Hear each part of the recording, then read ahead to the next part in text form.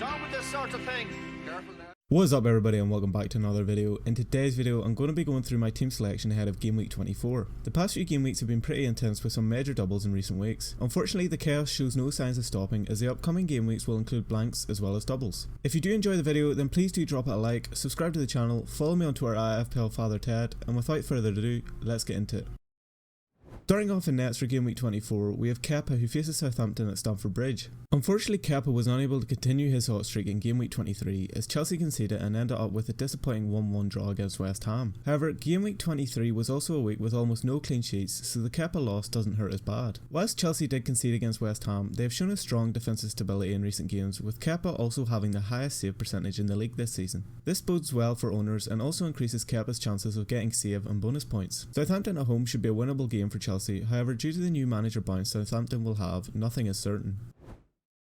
Moving on to the defensive line for this week, we line up with Trippier, James, White and Shaw. After starting Chelsea's last two Premier League matches, Reece James has become an increasingly appealing option, and due to the difficult fixtures of Botman this week, James has made his way into the starting 11. Every FPL manager knows how exciting of an asset James could be when he's in form, and I'm hoping for an exciting performance from him this weekend, especially whilst he is still low owned. Luke Shaw also makes his way back in the team after his monster haul in Game Week 23. I'm hoping Shaw can replicate his performance in Game Week 23, as this may be his last week in my team as I look to make changes ahead of the Game Week 25 blanks. Starting Trippier this week has also been a decision which I've had to ponder on due to the potential difficulty of the fixture.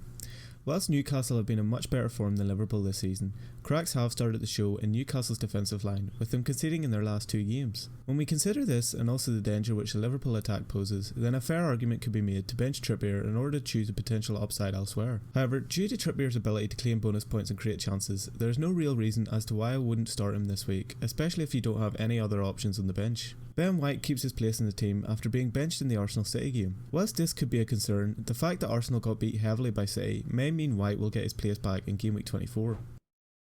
My midfield for Game Week 24 lines up with Rashford, KDB and Martinelli, all starting with good fixtures. Rashford has continued his amazing form so far this season and is almost always a guaranteed return each game week. However, in order to free up funds and make changes to my team, I have considered selling him ahead of his blank in Game Week 25. My main concern this week is in regards to Martinelli, who has seen his minutes reduced since the signing of Trossard from Brighton. This has become even more of a worry since Trossard came on against Brentford in Game Week 23 and immediately scored. Due to issues like this, my team has become increasingly weaker in recent weeks and will need a major shake up in the coming game weeks. KDB again showed his quality in the City Arsenal game as he returned with a goal and assist. KDB is essential to the City squad and will surely be a guaranteed starter for the foreseeable future.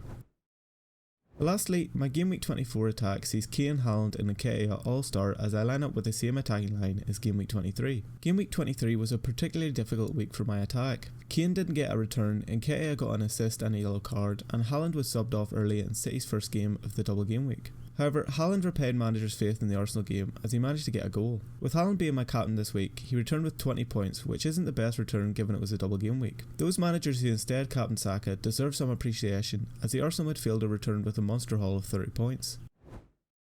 On the bench for Game Week 24, we have Danny Ward, Andreas, Botman and Almiron. My bench is pretty self-explanatory for Game Week 24 as all my players have difficult fixtures, with both Botman and Almiron facing off against Liverpool. As I have previously discussed, there is an argument to make about whether to start Andreas over Trippier for this week as I look to chase the potential upside. Andreas is arguably Fulham's most dangerous player and is also on set pieces, thus making him an enticing option. However, Fulham face Brighton in Game Week 24 and thus isn't the best fixture to bet on Andreas over Trippier. As you can see on screen, this is how my team will line up for Game Week 24 without making any transfer moves. My plan for Game Week 24 is to roll the transfer as I look to carry two transfers into the Game Week 25 blank. Whilst my team is far from ideal, I think I can leave it unchanged this week in order to be in a better position and have more freedom in Game Week 25. Martinelli and triple Newcastle is obviously a fire I will have to put out at some point. However, I can hold off on making these moves this week. I'd recommend that most managers try and do the same if they're able to. That's going to do it for the Game Week 24 team selection video.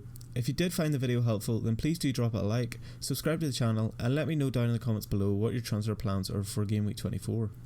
Also make sure to follow me on Twitter at fplfatherted. I'll be going live on Saturday morning for a deadline stream, so make sure to tune in for that. Thanks for watching and good luck this game week.